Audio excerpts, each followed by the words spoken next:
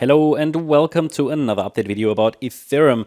Ethereum continues to be in a local sideways range. Yesterday the price pushed a little bit higher, but has only reached the top, I would say, of my resistance area that I shared with you yesterday here on the smaller time frame.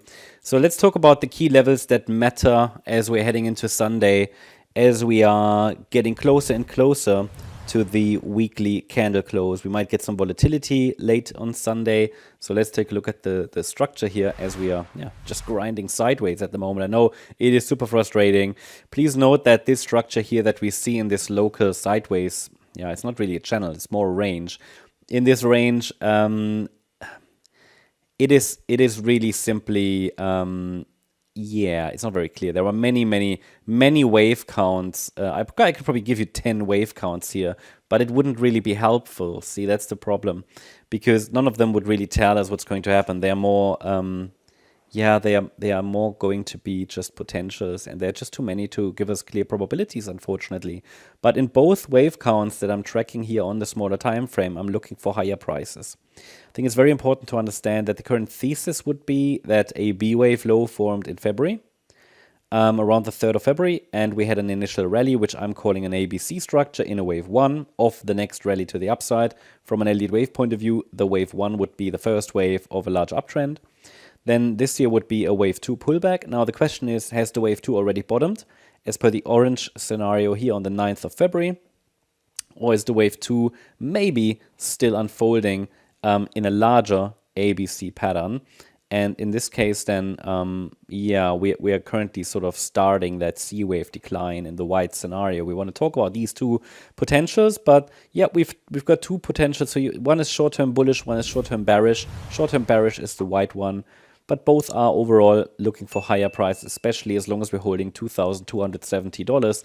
That is key support, and then we could be working on that larger third wave to the upside, which would be next, just depending, or the question is just, do we take the direct path or not? So essentially it's the same scenario. $2,270 is key support. It would only really go down, we would only get more bearish below that, and then the door opens to 1,800, because you need to understand what would be the level that will become relevant below 2,270, and it is going to be the $1,800 level on the larger time frame. That is larger time frame support. For now, within this scenario, which is more directly bullish, we're just watching if the market can hold above the 10th or 9th of February low, which is located at around 2,530, because that keeps the orange wave count alive. So this is basically the pivot that helps us distinguish between bullish and bearish momentum. Now, if you're interested in the larger time frame and how Ethereum could develop over the coming weeks, months, and maybe even years, check out my latest video that I published today on the MCO Global channel, our main channel. I'll link this video. You'll see it probably on the screen. It is, I also talk a little bit about the Bybit hack and how it could have impacted Ethereum's price, or is going to do going forward. Also talk a little bit about market psychology in that video. So check it out if you're interested in the bigger picture, because this is only a shorter time frame perspective. And so what do we need to watch out for now? I mean, I talked already about the support levels. I think they should be clear. Now, important is to understand resistance. I mentioned in my previous update, let's say from yesterday, that the 2,800 level here, the 78.6 retracement, is weak resistance. This is just a Fibonacci resistance area. It's really weak resistance. It's not so relevant. It's not so relevant. And I only see this rally, however, as a 3-wave move so far. So I've got 2 wave counts, as I said. The white count, in the white count, that wave 2 should have topped. But it's not any wave count that is currently highly probable. It would become clearer with a break below the last low at $2,617. But again, then we're still in the range, and we also need a break below that 9th of February low at 2,525. So for now, this the fact that we rallied a little higher, but we got rejected at the 78.6 retracement, that kind of keeps the white scenario currently alive.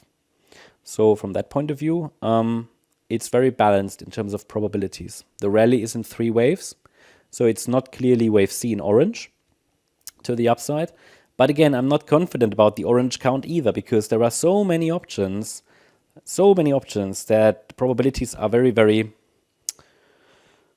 Yeah, unclear. Okay, it's quite nebulous what exactly this is, and there isn't going to be the right count. All it tells us at the moment is probabilities are balanced, and the bulls still need to decide if they want to push the price higher more directly, or if they want to take a small vacation time off and allow the price to dip deeper into the support area. So Fibonacci resistance, I think it's worth watching it. Yeah. What is more relevant is the solid green line up there, which is the 3rd of February high, or 4th of February high. No, 3rd of Feb high at 2009.30. That's really the key level that matters. Any break above it would then finally take the price out of this range. Now, unfortunately, though, due to the choppy structure here, this could just still be a high B wave until we get 5 waves up and 3 waves down in what would be a wave 2. So you see there isn't really too much going on there. But as we're approaching a new week, new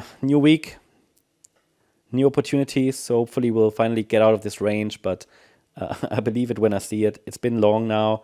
So yeah, glad you're still watching because I guess I get it. People switch off, when times are boring like these. So I'll try to keep you updated. Hope you liked the update. If you did, please hit the like button, leave a comment, and subscribe. And if you really like the content, then please check out the channel membership.